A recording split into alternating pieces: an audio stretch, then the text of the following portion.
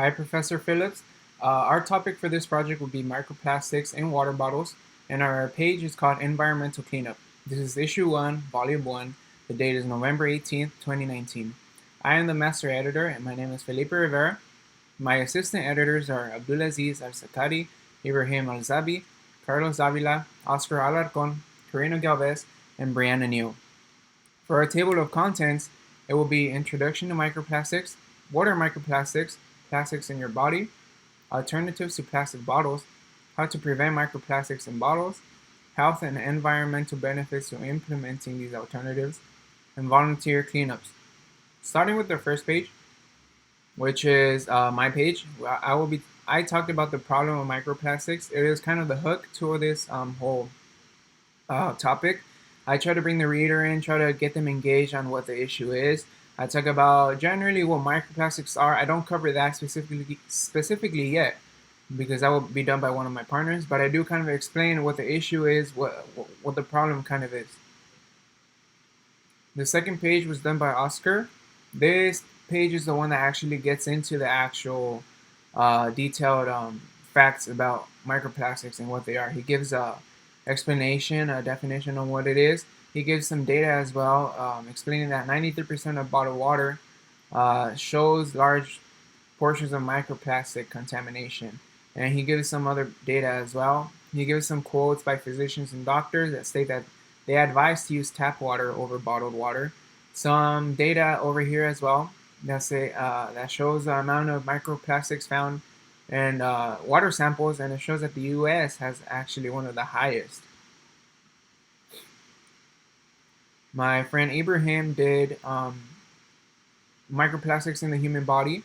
He gives a synopsis or an explanation of some of the studies that were conducted, like right here. 250 bottled water companies, 11 brands, showed that they contain a large amount of microplastics in them.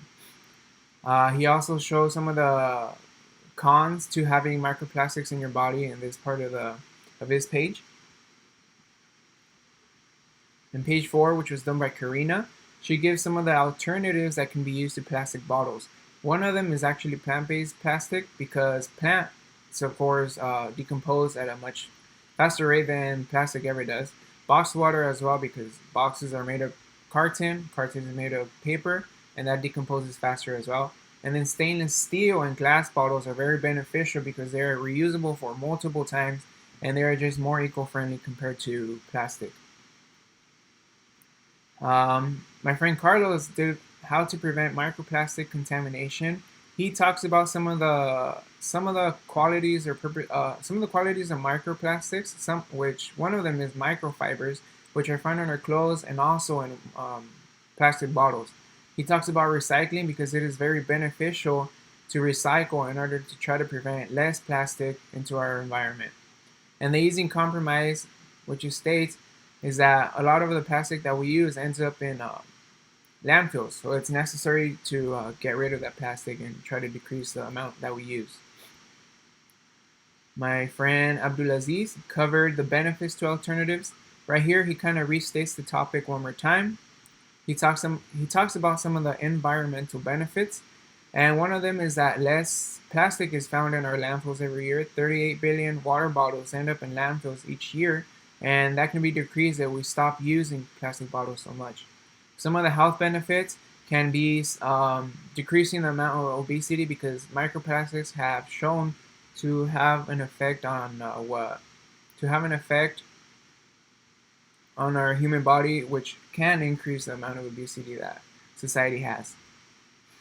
On page 7, which was covered by Brianna Neal, which is titled Let's All Clean Up, she talks about some of the change that is needed to be made in order to decrease the amount of plastics in our environment. Some plastics such as bottles, straws, foam, but of course mainly bottles, which is what our topic covers.